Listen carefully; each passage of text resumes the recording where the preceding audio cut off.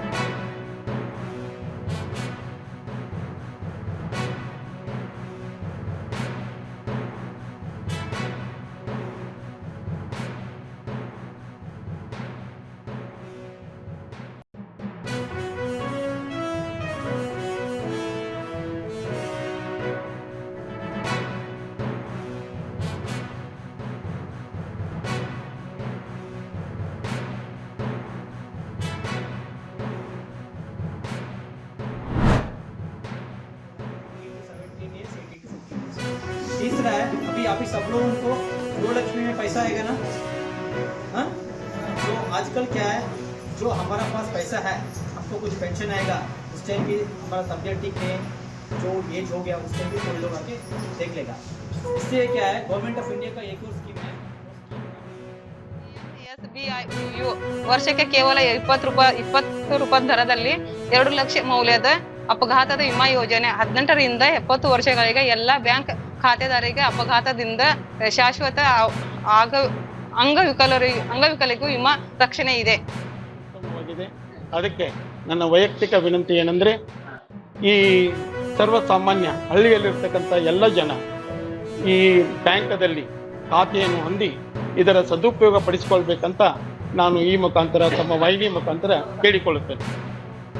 सभी जो ग्रामीण और शहरी लोग हैं उनको सभी को ये अवेयरनेस होने के लिए प्रोग्राम रखा गया है. सभी लोगों को मेरा भी आवेदन है कि ज़्यादा से ज़्यादा लोग इस योजना का लाभ लीजिए और अपना विमा ये करके अपने परिवारजनों को एक सुरक्षा कवच दीजिए.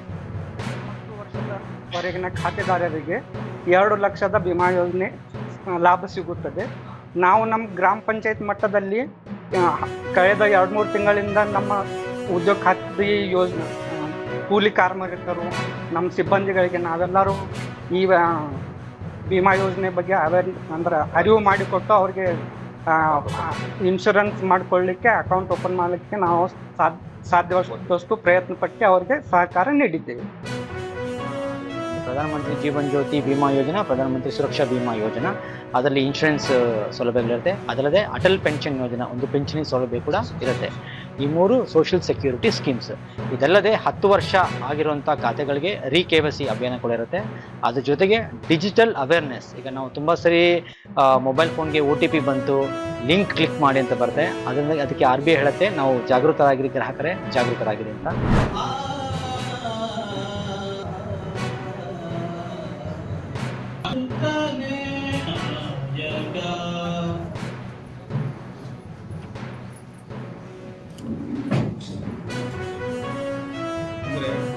ವಿಶ್ವ ಮೆದುಳು ದಿನ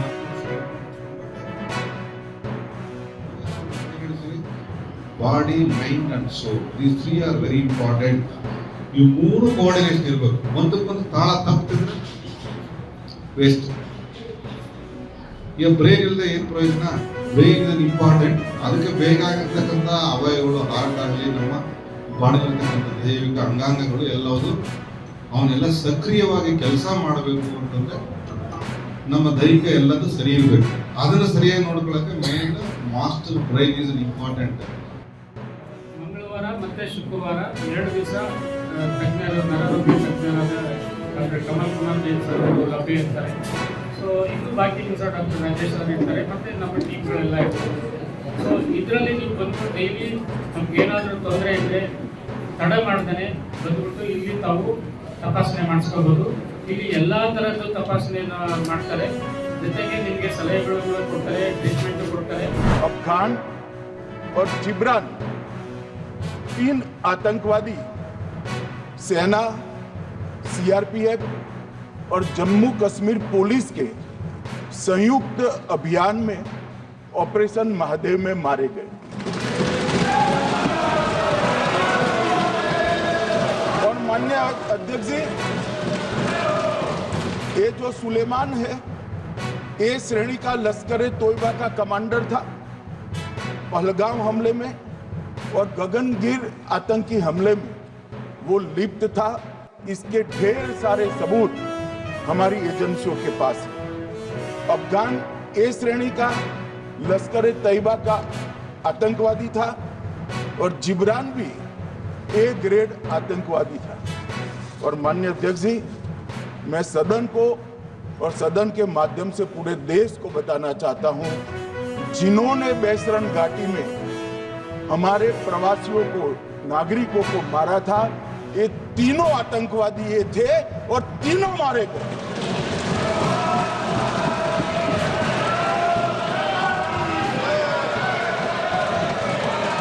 और मान्यवर, मैं आज इस सदन के माध्यम से सेना के पैरा 4, सीआरपीएफ के सारे जवान जो अभियान में शामिल थे, और जम्मू कश्मीर पुलिस के जो जवान थे, वो सभी को सदन और पूरे देश की ओर से बहुत बहुत साधुवाद देना चाहता हूं।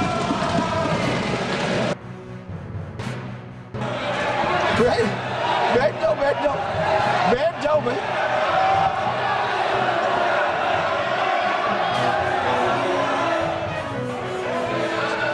मान्यवर, किसी को संशय रखने की जरूरत नहीं है।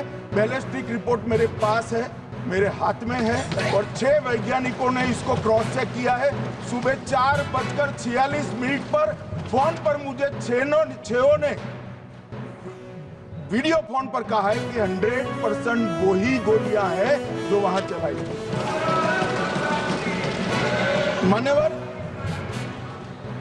ये हमारे देश की सेना, सीआरपीएफ और जम्मू कश्मीर पुलिस, ये तीनों का एक साझा बहुत बड़ा कामयाबी है, जिस पर 140 करोड़ को नाज होना चाहिए, देश की जनता को नाज। मान्यवर, मैं तो गया था वहां पर जब ये घटना हुई। दूसरे दिन इनके परिजनों को मिला था। 6 दिन की शादी वाली बच्ची विधवा होकर मेरे सामने खड़ी थी। आज तक मैं वो दृश्य नहीं भूल सकता। मगर आज सारे परिजनों को मैं कहना चाहता हूं कि मोदी जी ने ऑपरेशन सिंदूर से भेजने वालों को भी मारा, और हमारे सुरक्षा बलों ने जिनको भेजा था उनको भी मारा, और एक ऐसा सबक सिखाया है।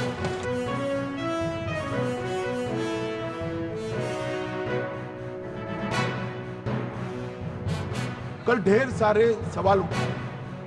वैसे तो मुझे लगता था कि कल रक्षा मंत्री जी के भाषण के बाद शायद कांग्रेस पार्टी सपोर्ट में भाषण देना शुरू करेगी, और अगर थोड़ी बहुत जनता की इच्छा की परख होती तो वो ही करते, मगर नहीं करते, क्योंकि रक्षा मंत्री जी ने बहुत बारीकी से ऑपरेशन सिंदूर की सफलता, इसकी जरूरियात, इसकी प्रासंगिकता और इसके परिणाम, इसके बारे में बहुत अच्छे तरीके से सदन के माध्यम से पूरी देश की जनता के सामने रखा जाता है। मगर फिर भी उन्होंने बहुत सारे सवाल किए। अब सवाल किए हैं तो मुझे जवाब देना भी पड़ेगा, उनको सुनना भी पड़ेगा। मान्यवर, मैं पूरा घटनाक्रम बताना चाहता हूँ। मान्यवर, 22 अप्रैल को पहलगाम में आतंकवादी हमला हुआ। इसमें 26 लोग मारे गए, 25 भारतीय और 1 नेपाली नागरिक। हमने उसी वक्त मैं श्रीनगर जाने के लिए निकल गया। रात को ही सुरक्षा बलों की मीटिंग कर ये भाग न पाए इसकी व्यवस्था। माननीय मोदी जी ने 23 और 30 अप्रैल को CCS की मीटिंग चेयर की। ये कह रहे हैं, मैं आज बताना चाहता हूं कि CCS की 23 अप्रैल की मीटिंग में क्या हुआ। सबसे पहला कांग्रेस पार्टी का ब्लंडर था सिंधु जल संधि, इसको स्थगित करने का काम नरेंद्र मोदी जी ने।